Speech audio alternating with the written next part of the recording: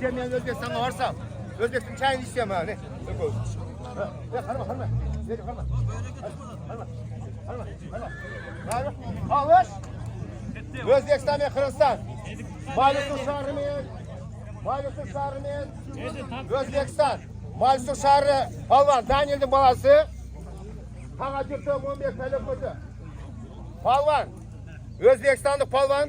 Kuş kanatlı saltır değil. Bugün 13 palvan gelin Özbekistan'dan. Bardın, Govade'den, rayonluk miliseden, katlodan öpüldüm. Palvanlar Siraylı, Neyman Dostbuz, ve o bizde birinci maksat.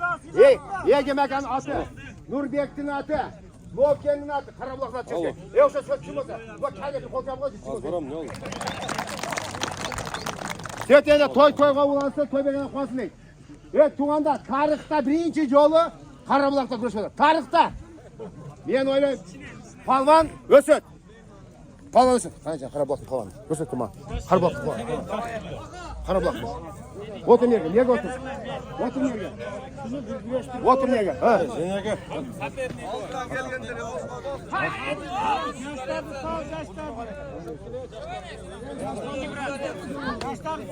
Nereye? Az. Bol. Az.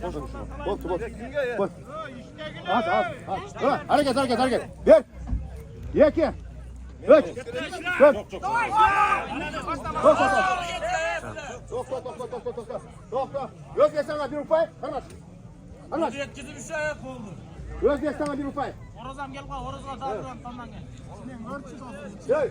Ha sonra şerif tak. Ha ona şerif otur. Tak. Pakistan'dan çağırdılar Özbekistan. Özbekistan okumadı. Araştır ayak ya.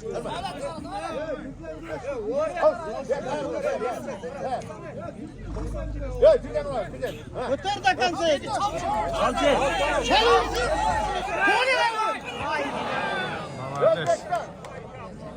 Özbekistan. Özbekistan jengishga jetdimi? Özbekistan. Bak. Bak bir. Bak.